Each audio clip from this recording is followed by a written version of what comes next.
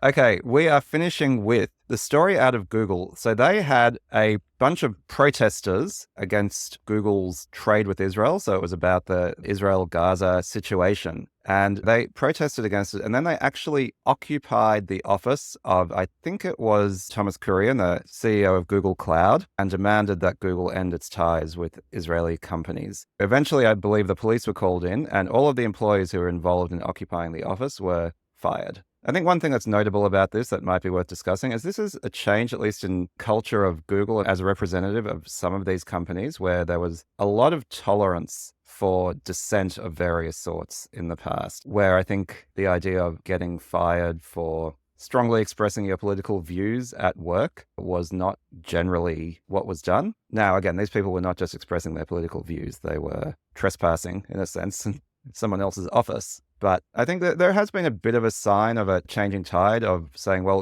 work is about work, and it's not the place for sort of large-scale political performance and debate. And, I think Google used to be that place. So this feels like a bit of a watershed moment in that sense. What were they dismissed for? Do we actually know what the reason was? I think it was probably more for the occupation of the office, obstructing other people's ability to do their job. I think if they'd said, we believe Google should not be doing business with Israel, that would not have led to a firing, based on my knowledge of that company. Even if they'd done an open letter internally, that still probably wouldn't have crossed a line. But I think in the past, even if things crossed a line, Google would have been cautious about doing a sort of a mass dismissal like this. It definitely was much more of a traditional corporate, like, what the hell do you think you're doing? You're fired, sort of thing, than they would have done in the past. I don't know. It's very tricky, this one.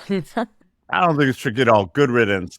Good riddance. Good riddance. Good riddance. Your primary purpose at work is to do work. If you want to go on your own time and do whatever you want, fine. You can't occupy the office of the president of the cloud, stop him from doing his job, be asked to leave, not leave, and given all the warnings and saying, like, our policy is like, we don't allow this at work. You could complain to your manager, you could at all hands ask about their investment policies, but you can't obstruct in a way that's inconsistent with the business's mission. People need a wake-up call that this is just not okay. Like, sorry, you lose your job. This is not a street corner, it's a business. And so I just think that finally Google's starting to enforce some norms. And I think workplaces generally should be a little bit politics-free, because I actually think you get greater diversity of opinion when you allow people to have like their private lives and their work lives. When people bring their private lives into their work, you cause conflict. And I think this is contrary to the mission. That's my point of view. And I think you're going to see a lot of this kind of thing happen across corporate America and lots of other places, given with all these campus protests we're seeing right now.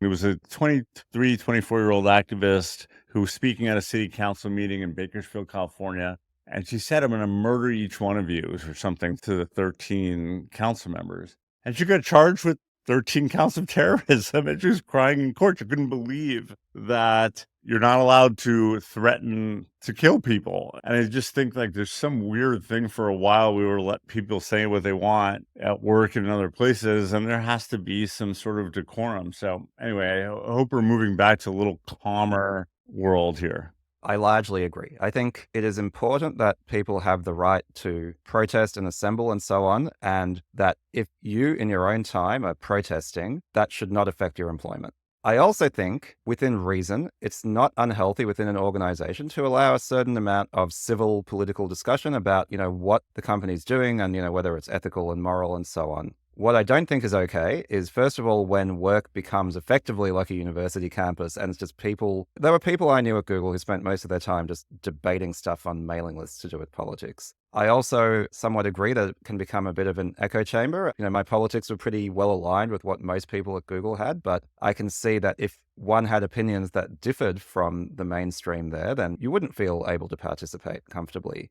And the final thing is, if you are not happy with how your employer is doing business and you have tried to change what they do, you've spoken out civilly internally, and they continue doing business anyway, you are free to take your services elsewhere, right? They are paying you to work for them. And if you don't like what they're doing, then don't take their money. But yeah, you don't get to occupy their offices and that sort of thing. So yeah, I think in this case, there was a clear line that was crossed. And I don't see why Google should feel compelled to continue paying these people to disrupt its own business.